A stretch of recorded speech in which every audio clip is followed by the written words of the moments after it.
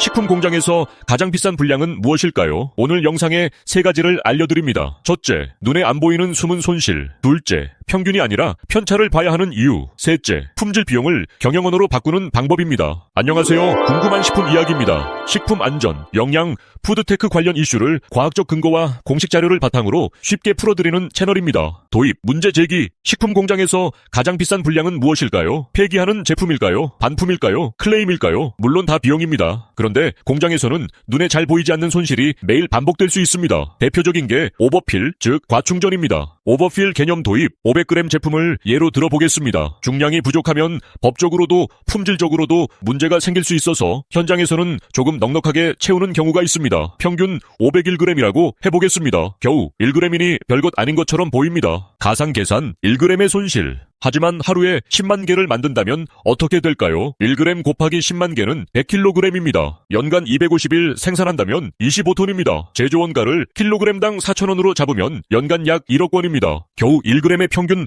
과충전 때문입니다. 이 계산은 개념 이해를 위한 가상 사례이며 특정 공장의 실제 손실 자료는 아닙니다. 해결책은 평균 낮추기가 아니다. 그렇다고 목표 중량을 무조건 낮추는 게 해결책은 아닙니다. 중량 미달이 발생하면 더 큰 문제가 생기기 때문입니다. 핵심은 평균값을 낮추는 게 아니라 편차를 줄이는 것입니다. 평균이 501g이어도 표준 편차가 크면 500g 아래로 떨어지는 제품이 많아질 수 있습니다. 그래서 현장에서는 식품위생법 준수 등을 고려 안전하게 생산하려고 평균 충전량을 더 높이게 됩니다. 반대로 편차가 작아지면 규격을 만족하면서도 불필요한 과충전을 줄일 수 있습니다. AB 라인 비교. 두 라인이 모두 평균 501g이라고 해보겠습니다. 하나는 표준 편차가 0.5g으로 작고 다른 하나는 4g으로 큽니다. 평균은 같아도 결과는 전혀 다릅니다. 편차가 작은 라인은 안정적이라 미달 위험도 낮고 오버필을 줄일 여지도 큽니다. 편차가 큰 라인은 먼저 편차부터 개선해야 합니다. 그래서 생산관리에서는 평균과 표준 편차를 함께 봐야 합니다. 점도 분량의 연쇄 비용. 품질 비용은 여기서 끝나지 않습니다. 소스의 점도가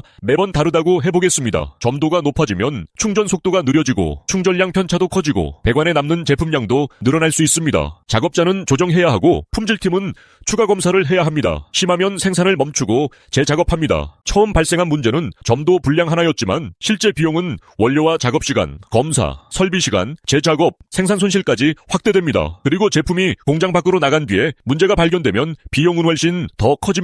클레임이 들어오고 반품이 발생하고 물류비가 추가되고 폐기와 원인조사, CIPA 작성까지 이어집니다. 심하면 회수 절차까지 진행될 수 있습니다. 이렇게 되면 눈에 보이는 불량품 원가보다 뒤따르는 간접 비용이 훨씬 커지는 경우가 많습니다. COPQ 사분류. 이런 손실은 품질 경영에서 Cost of Poor Quality, COPQ, 품질 실패 비용이라는 개념으로 이해합니다. 예방 비용은 교육이나 표준 운영 절차, 예방 정비처럼 문제를 막기 위한 비용입니다. 평가 비용은 검사와 시험, 모니터링 비용입니다. 내부 실패 비용은 폐기와 재작업, 재검사, 생산 중단처럼 공장 안에서 끝나는 손실입니다. 외부 실패 비용은 클레임과 반품, 회수, 보상처럼 제품이 소비자에게 전달된 뒤 발생하는 손실이라 가장 위험합니다. 로스트리. 생산량만 관리하면 이런 손실이 잘 보이지 않습니다. 하루 생산량이 10톤이라고 해보겠습니다. 실제로는 정상품이 9.3톤이고 오버필로 0.2톤, 배관 잔량으로 0.1톤, 설비 교체 손실로 0.1톤, 불량 폐기로 0.1톤, 재작업으로 0.2톤이 함께 섞여 있을 수 있습니다. 이 수치도 개념을 보여주기 위한 예시입니다. 그래서 투입량부터 원료 손실, 공정 손실, 설비 잔량, 오버필, 부적합 폐기를 거쳐 실제 판매 가능한 제품까지 이어지는 흐름을 로스트리로 정리하면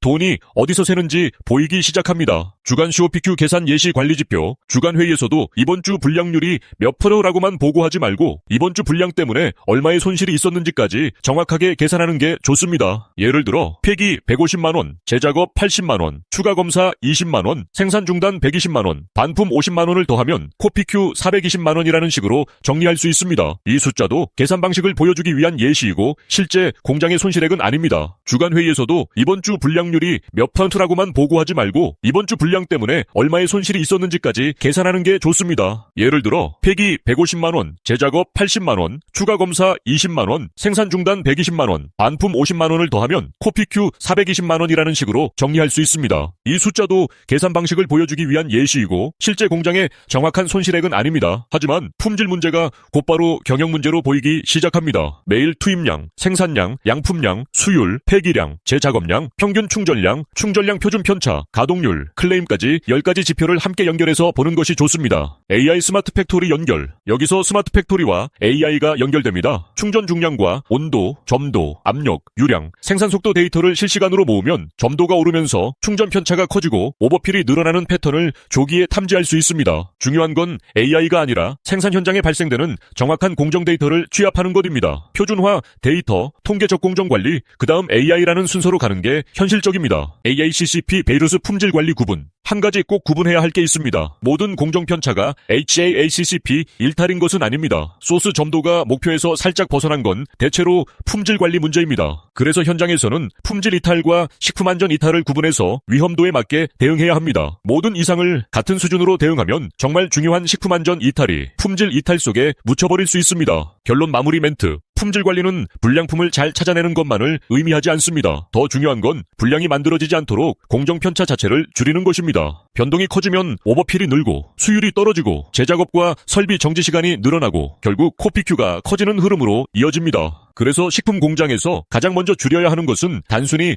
불량품의 숫자가 아니라 불량을 만들어내는 공정 편차 그 자체입니다. 오늘 기억하실 한 문장입니다. 검사는 불량을 발견하지만 공정 관리는 불량을 예방합니다. 식품공학이 제안하는 더 편리하고 지속 가능한 미래, 더 깊이 있는 식품 영양 정보와 최신 푸드테크 소식이 궁금하시다면 구독과 알림 설정 잊지 마세요.